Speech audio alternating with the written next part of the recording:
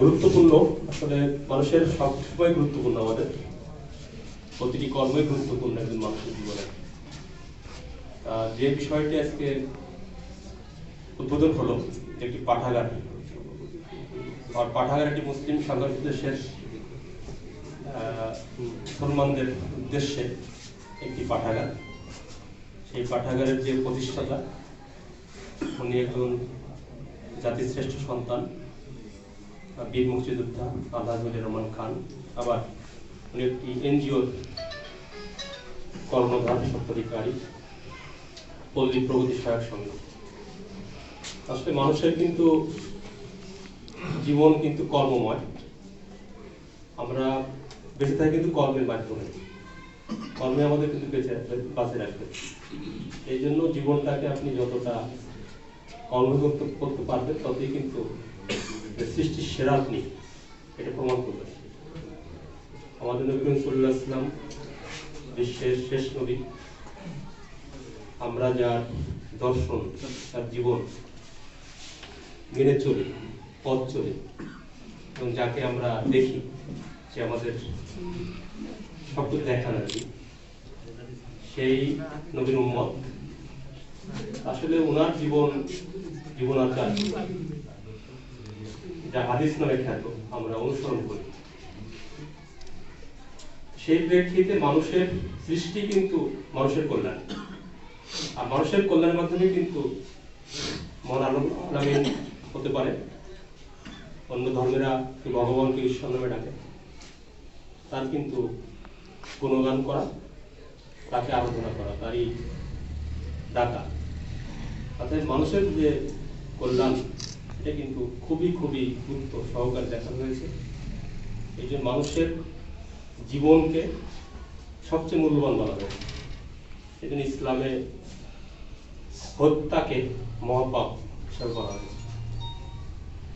তার প্রিয় উপস্থিতি, আপনারা এখানে যে উপস্থিত হয়েছেন, অনেক বিশিষ্ট ওলামা কেরাম আছেন, আমি অনেককেই চিনি। এখানে শামসুল মাদ্রাসার মতাইম আছেন, ওনাকে আমি ভালো করে চিনি, ওনার সঙ্গে অনেক কথা হয়, বিভিন্ন প্রয়োজনে ডাকি, আমি কথাবার্তা বলি। আর অনেকের সঙ্গে পরিচয় নেই, উনি যশোরের পীর সাহেবের ছেলে শুনলাম। সকলে কিন্তু বুজুর্গ ব্যক্তি, তাদের সন্তান এবং তাদের উত্তরাধিকার কিন্তু এখানে আছে। আর যে নিবেই মাদ্রাসার এই পাঠাগারটা প্রতিষ্ঠিত করলেন, অর্থাৎ এই যে কর্মের মাধ্যমে যে বেঁচে থাকার যে বিষয়গুলো আছে, আমাদের আজকের যে এই প্রতিষ্ঠাতা আলহাজ রহমান খান, উনি কিন্তু সেই কাজটি করে যাচ্ছেন।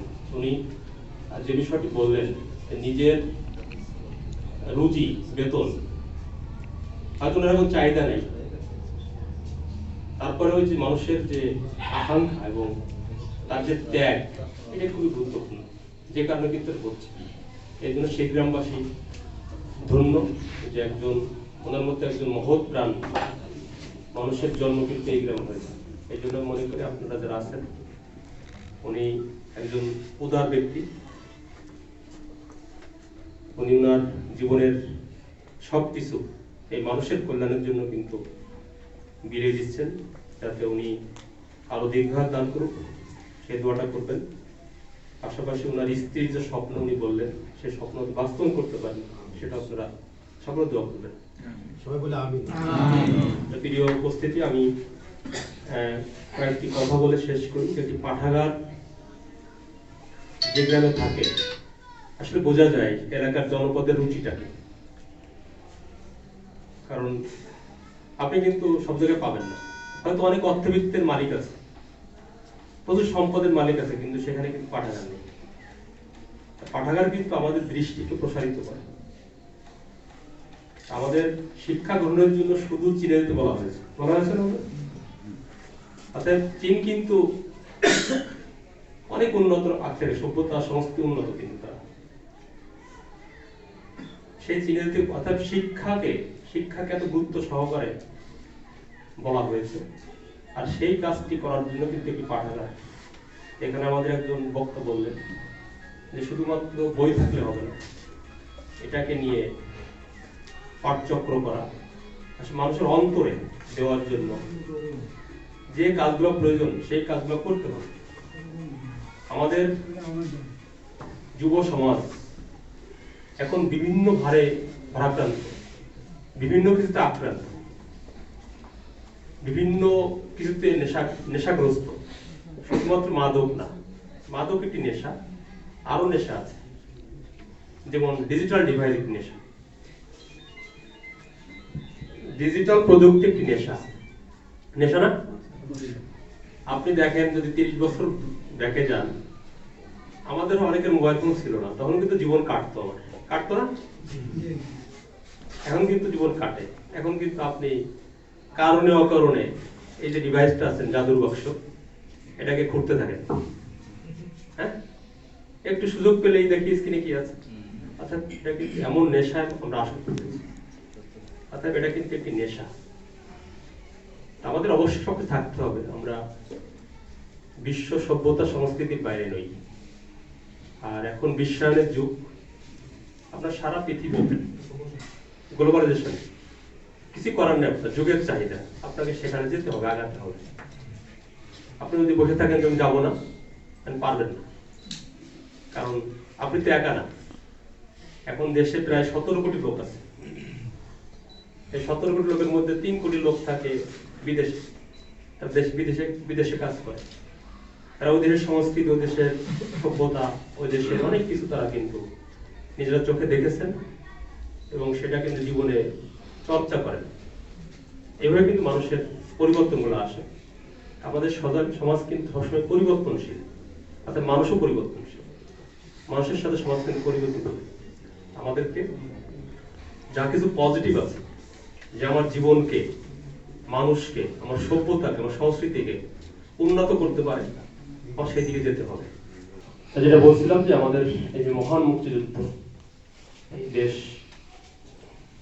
এই মহান মুক্তিযুদ্ধে আমাদের যে জাতির পিতা, যার নেতৃত্বে এই দেশ, আমাদের এই যে বীর মুক্তিযুদ্ধ বসে আছেন, সামনেও আছে, আর তাদের ত্যাগের বিনিময়ে কিন্তু আমরা পেয়েছি মাতৃভূমি বাংলাদেশ।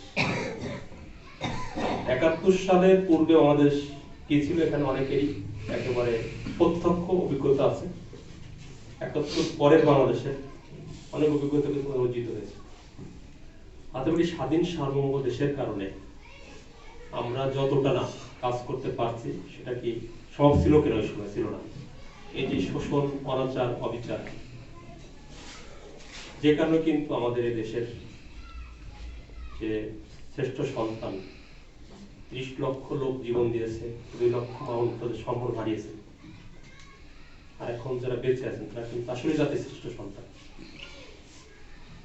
আমাদের তাদের এবং জাতির পিতার যে দর্শন ছিল, একটি দেশ কিভাবে সকলকে নিয়ে, সকলকে বললাম এই কারণে আমাদের সংবিধান কিন্তু অসাম্প্রদায়িক। এখানে সংখ্যাগুরু, সংখ্যালঘু শব্দ কিছু নেই সংবিধান। সেখানে গণতন্ত্র, সমাজতন্ত্র, ধর্মনিরপেক্ষতা, এই শব্দটা কিন্তু আছে, এবং বাঙালি জাতীয়তাবাদ, এটা স্পিরিট আমাদের।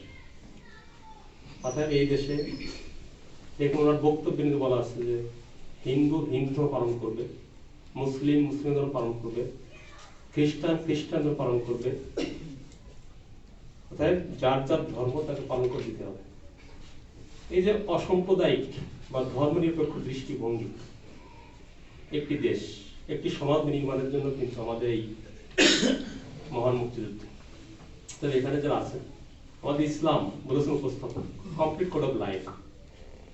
আমি কিন্তু বলি, দেখেন এই যে ভারত মহাদেশে ইসলাম প্রচার হয়েছে, কেউ বলতে পারবেন কোন এক্সাম্পল আছে যে কোথাও ব্লাড শেড আছে, রক্তের দাগ আছে? এই প্রচারের ক্ষেত্রে কোথাও নাই। তাহলে কি দিয়ে হয়েছে? অর্থাৎ যারা এখানে এসেছিলেন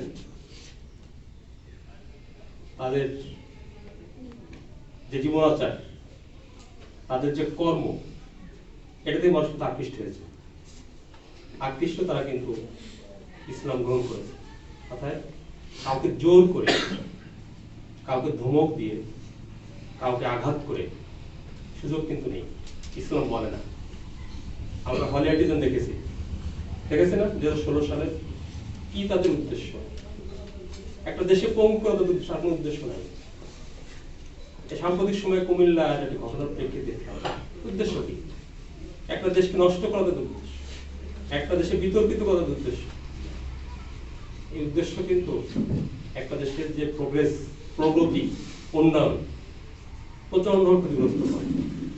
অর্থাৎ একটি মুসলিম সংখ্যাগরিষ্ঠ দেশ আমরা, আমাদের দেশে অবশ্যই আমরা মুসলমান, আমাদের ধর্ম আমরা পালন করব, কিন্তু অন্য ধর্মের যারা আছে তাদেরকে সমভাবে, তারা কোনোভাবেই বাধাগ্রস্ত না হোক, ক্ষতিগ্রস্ত না হোক, তারা কখন মানসিক কষ্টের শিকার না হোক।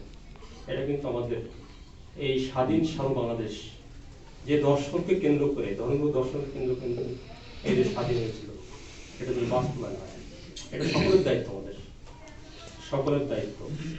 আমরা গুজবে কান দিই, গুজব কিসের গুজব? অর্থাৎ গুজব, আপনি কোনো কিছু পরীক্ষা না করে, সেটা সত্য কি মিথ্যা যাচাই বাছাই না করে আপনি যদি সেই পথের সাথী হন এবং সে কারণে অশান্তি তৈরি হয়, অর্থাৎ এই দায় কিন্তু তার। আর আলটিমেটলি আমরা ক্ষতিগ্রস্ত হই, আমাদের ইসলাম ক্ষতিগ্রস্ত হয়। হয়েছে না? আইএস সিরিয়াতে কি হয়েছে, তার ইফেক্ট কিন্তু আমরা পেয়েছি। সারা পৃথিবীতে মুসলমানদের হিসেবে দেখা হয়। এটা কিন্তু আমাদের আচরণগত কারণ, আমাদের দৃষ্টিভঙ্গির বিষয় আছে। অর্থাৎ এখন সমাজে সুশাসন প্রতিষ্ঠা করার জন্য প্রত্যেক ব্যক্তিগত কাজ করতে হবে। শুধুমাত্র জেলা প্রশাসন, উপজেলা প্রশাসন করতে নয়, পুলিশ প্রশাসন করতে হয় না, আমাদের প্রত্যেককে ব্যক্তিগত অবস্থান থেকে কিন্তু কর্ম করতে হবে, আর যার মাধ্যমে কিন্তু আপনি বেঁচে থাকবেন। অর্থাৎ আমরা যদি সকলের চেষ্টা করি, উনি একটি পাঠাগার তৈরি করলেন, এই পাঠাগারে এখন যদি যারা এই এলাকার সন্তান আছে, যুবক সমাজ আছে, যারা বয়োবৃদ্ধ আছেন, সকলকে মানে পড়ার অভ্যাস তৈরি করি আমরা, তাহলে কিন্তু এটা সৃষ্টিশীল জাতি তৈরি হবে, এটা সৃষ্টি থাকবে। কিন্তু যেই সৃষ্টি করে না কেন, অর্থাৎ আর পড়াশোনা ছাড়া, মানে জ্ঞান অর্জন ছাড়া কিন্তু সৃষ্টির সুযোগ কিন্তু নেই। দেখেন আমাদের সাম্প্রতিক যে করোনা মহামারী, এর থেকে উত্তরণ কারা ঘটিয়েছে? এই মানুষই ঘটিয়েছে। তারাই কিন্তু ভ্যাকসিন তৈরি করেছে তাদের সৃষ্টির মাধ্যমে। আমাদেরকে কিন্তু সেই সৃষ্টিশীল জায়গাটা, প্রত্যেক মানুষের ক্রিয়েটিভিটি আছে, আমরা জাস্ট একটু তাদেরকে যদি পথটা তৈরি করে দিতে পারি, এই জন্য প্রতিষ্ঠান তৈরি করা হয়। আমাদের শিক্ষা প্রতিষ্ঠান, সেটা যে শিক্ষা প্রতিষ্ঠানই হোক, যে স্কুল হতে পারে, মাদ্রাসা হতে পারে, কলেজ হতে পারে, মক্তব হতে পারে, প্রত্যেকটা কিন্তু একটা উদ্দেশ্য থাকে, আমাদের সেই জায়গাটা তৈরি করে। আমাদের যে কোরআন পড়ি আমরা, কোরআনটাকে আস্তে প্রতিটা ওয়ার্ডের অর্থ বোঝা, সেটাকে বাস্তবে প্রয়োগ করা কিন্তু আমাদের কাজ।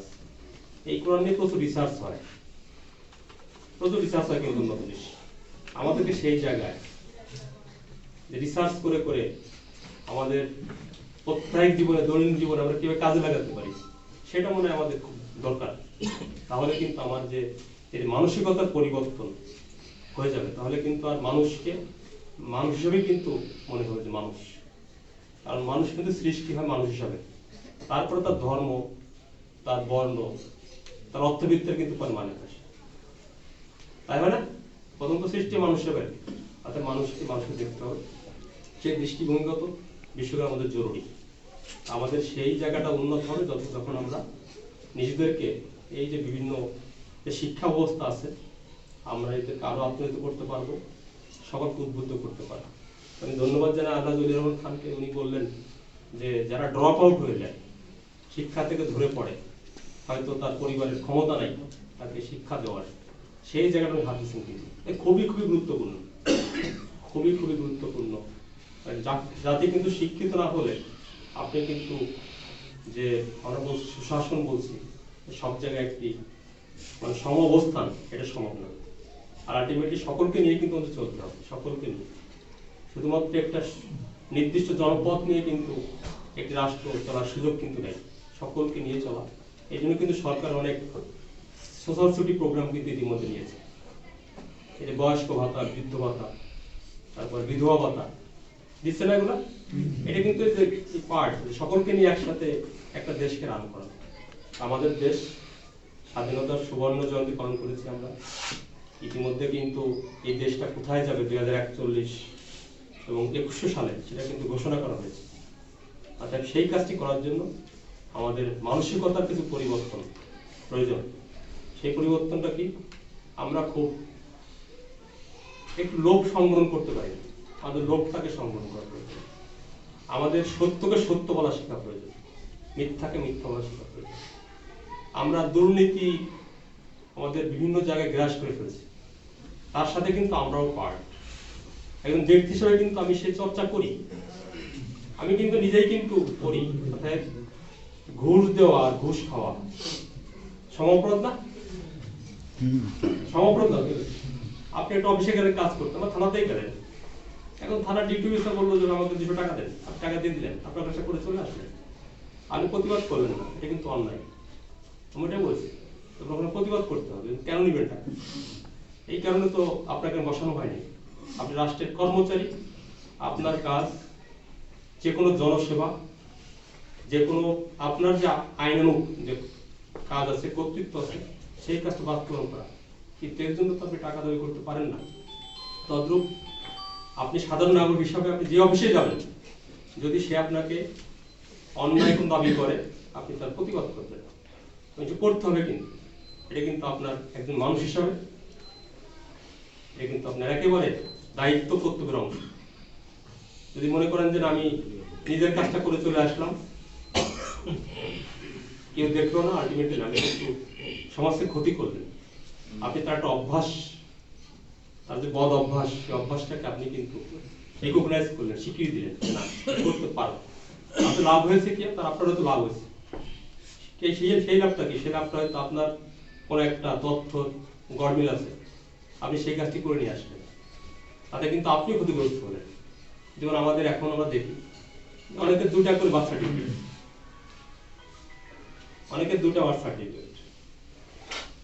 এখন কিন্তু অনেকে সমস্যা পড়েছে, অনেকে 2টা করে নেয়, বিভিন্ন করে তো সমস্যা পড়ছে। কিন্তু এটা কিন্তু আমরাই তৈরি করে দিচ্ছি, কিন্তু আমরা স্পেসটা তৈরি করেছি, আপনারা নিয়েছেন, আমরা আপনাদের প্রয়োজন। কিন্তু যখন এটার মানে প্রয়োগ, যেটা বলবেন যে যথার্থ প্রয়োগশীল, তখন কিন্তু এটাকে নিয়ে আমার সে একটি সমস্যার সম্মুখীন হচ্ছে। অর্থাৎ এই জীবনটাকে আমাদের বদলানোর জন্য সব জায়গায় একটু সুয়ের বাতাস বসানো, মানে আপনাদের ভালো কিছু চর্চা করা, ভালো কিছু সেটা নিজের ব্যক্তিগত জীবনে প্রয়োগ করলে কিন্তু সম্ভব। আমাদের দেখেন এই করোনা মহামারীকে মোকাবেলার জন্য সরকার কতগুলো ঘোষণা দিচ্ছে, কোন আলটিমেটলি আমরা কতটুকু মেনে চলি? একটি রাষ্ট্রের আইনের প্রতি শ্রদ্ধাবোধ, আইনকে মানা, এটা কিন্তু একজন সুনাগরিকের দায়িত্ব, সুদায়িত্ব। তার একজন গুড সিটিজেন, তার একটা বড় দায়িত্ব কিন্তু এই কাজ। আমি সে কাজটাও কিন্তু আমরা করতে চাই। অর্থাৎ জীবনাচারে আপনারা কিন্তু প্রতি জায়গায় যদি আমরা মেনে চলি, আমরা অনেক উদাহরণ দিই, অনেকে আমরা বিভিন্ন দেশে গেছি, কি সুন্দর দেশ, সবকিছু সুন্দরভাবে চলে। তারাও তো আমাদের মতো মানুষ, রক্তের মাংসের মানুষ, কারণ তারা মেনে চলে, মানে মেনে চলাতে হয় না। আর আমাদের উল্টা, আমাদের মানাইতে হয়। আসলে একটি রাষ্ট্রে যে আইন তৈরি করা হয়, এটা কিন্তু সীমিত সংখ্যক লোকের জন্য। কিন্তু আমাদের দেশে মনে হয়েছে একটি যে আমাদের ম্যাক্সিমাম লোকের একটি বিষয় আছে যে আইনটাকে না মানার একটা প্রবণতা আছে। এই জন্য সর্বক্ষেত্রে আমাদের সেই চর্চাটা প্রয়োজন, ভালো চর্চা। এই জন্য সরকার কিন্তু একটা আছে, আপনারা জানেন যে ন্যাশনাল ইন্টিগ্রিটি স্ট্র্যাটেজি, এই স্ট্র্যাটেজি যে আছে, এটা কিন্তু আমরা প্রয়োগ করি এবং সকলের জন্য কিন্তু এটা আছে, সকলের জন্য। শুদ্ধাচার কৌশল, নাম বাংলা শুদ্ধাচার কৌশল, এটা সকলের ক্ষেত্রে কিন্তু প্রযোজ্য। ব্যক্তি, গোষ্ঠী, সমাজ, রাষ্ট্র, সংগঠন, সকলের জন্য কিন্তু এটা গুরুত্বপূর্ণ। এই শুদ্ধাচার কৌশলটাকে মানে নিজের মেনে চলা এবং সেটা বাস্তবায়ন করা। আমাদের যে করোনা নিয়ে বললাম, যে করোনায় ধরেন মহামারীতে মাস্ক পরতে বলা হচ্ছে, আসলে মাস্ক পরি কিনা আমরা? এখন মাস্ক তো ভাই আপনার জীবনের জন্য, আপনি মাস্ক পরবেন, আপনার কারণে এই সংক্রমণ ব্যাধি, অর্থাৎ সংক্রমণ প্রতিরোধের জন্য বলা হচ্ছে যে মাস্ক পরেন। আমরা কয়জন মাস্ক পরি? এখন যদি মাস্ক পরতে যে আমার প্রতি ঘরে ঘরে ম্যাজিস্ট্রেট পুলিশ যাওয়া লাগে, 17 কোটি লোকের সম্ভব কিনা বলেন? আমাদের তো তাই অবস্থা যে আপনাকে যে জোর করে পড়াইতে হবে। ভাই আমাদের জীবনটা আমার, জীবনটা তো আপনার। আপনি যদি এখন করোনা আক্রান্ত হয়ে আপনি খোদা না করুক আপনি কোন হয়ে যায়, আপনার দুর্ঘটনা ঘটে যায়, এর কনসিকুয়েন্স কি? আপনার পরিবার ভোগ করবে, পরিবার ভোগ, রাষ্ট্র ভোগ করবে আলটিমেটলি। আপনার পরিবার এমন তো করেছিল আপনার সন্তানের আর কোনো আয় রোজগার কোনো লোক নেই, আপনি করতেন, অর্থাৎ সে কিন্তু আমার এই অঞ্চলের জন্য একটা সমস্যা তৈরি হবে, এটা বোঝাতেই হবে। কিন্তু আমরা কিন্তু এই জিনিসটা বুঝতেছি না, মনে করছি যে আমার কি, আমার তো পরাক্রমশালী, আমার শক্তি আছে, সামর্থ্য আছে। না, আসলে শক্তি সামর্থ্য সকলেরই আছে। আপনি তো রক্ত মাংসের মানুষ, অবশ্যই শক্তি তো বেশি, কিন্তু ভাইরাস তো কাউকে দেখবেন আপনি ধরি না করি। অনেক ধনী মারা গেছে না বাংলাদেশ থেকে, চিকিৎসক নিতে পারে নাই, সুযোগ নেই, কারণ এটা মহামারী সারা পৃথিবীতে আছে, সারা পৃথিবীতে তৈরি হবে। আপনি ইচ্ছা করলে কিন্তু আপনার যে আক্রান্ত হয়েছে আপনি সিঙ্গাপুর পারবেন না যেতে, আপনার নিবেই না, যেতে দিবেন আপনার। অর্থাৎ আমাদের সকলকে সচেতন হতে হবে। সচেতন হতে পারে আমাদের এই যে কোনো সংক্রমণ ব্যাধি, এটা ইসলামও বলা আছে, আমাদের ইসলামে বলেছেন যে সংক্রমণ ব্যাধি হলে আপনি ওই এলাকাতে যাবেন না, ঢুকবেন না, এগুলো নিবৃত করা আছে। সেটা আমাদের হুজুর বলেছিল, আমি লিখেছিলাম কয়েক কথা, উনি লিখেছিলেন আমাদের যে সংক্রমণকালে ইসলাম কি বলে, হাদিস শরীফে কি আছে। অর্থাৎ আমাদের জীবনাচারে এগুলো প্রয়োগ করা জরুরি। কমপ্লিট কোড অফ লাইফ আমাদের ইসলাম, এটা আমরা সকলেই আমার জীবনে প্রয়োগ করি, মেনে চলি, অপরকে মানাই, উদ্বুদ্ধ করি। তাহলে কিন্তু এই পাঠাগার যে হচ্ছে, পাঠাগারের যে সাকসেস, যে সফলতা উনি যে উদ্দেশ্যে তৈরি করেছেন সেটা সফল হবে। আর তার মাধ্যমে কিন্তু বঙ্গবন্ধু সোনার বাংলা তৈরি হবে, একটি উন্নত বাংলা তৈরি হবে, একটি উন্নত বাংলাদেশ তৈরি হবে, ক্ষুধামুক্ত দারিদ্র বাংলাদেশ তৈরি হবে। তিনি উপস্থিত সকলকে ধন্যবাদ জানিয়ে, উপস্থাপক সহ যারা এখানে এসেছেন, বীর মুক্তিযোদ্ধা আলাতুলির রহমান খান সহ আমাদের ডাক্তার ভাই আছেন, বীর মুক্তিযোদ্ধা কবির ভাই, পাশে চেয়ারম্যান সাহেব আছেন, কুদলার চেয়ারম্যান, আমার অফিসার ইনচার্জ, বা বিভিন্ন ধর্মী স্কলার যারা আছেন, আর পাশাপাশি এই মাদ্রাসার স্টুডেন্ট যারা আছেন, সকলকে ধন্যবাদ জানাই। সকলে আমরা জ্ঞান চর্চা করি, আর জ্ঞান চর্চা করে মানুষের মাঝে এই জ্ঞান বিলিয়ে দিয়ে একটি উন্নত সমাজ ব্যবস্থা আমরা তৈরি করি। সে আশা ব্যক্ত করে করোনা মহামারীকে আমরা স্বাস্থ্যবিধি মেনে চলবো। যারা ভ্যাকসিন এখন নিয়ে নাই, ভ্যাকসিন নিয়ে নিব, আর নিজে নিজে অন্যদের উদ্বুদ্ধ করবো, যার মাধ্যমে কিন্তু একটি উন্নত বাংলাদেশ বা অনুষ্ঠান প্রতিষ্ঠিত হবে। এর সাথে ব্যক্ত করে শেষ করছি। আসসালামু আলাইকুম।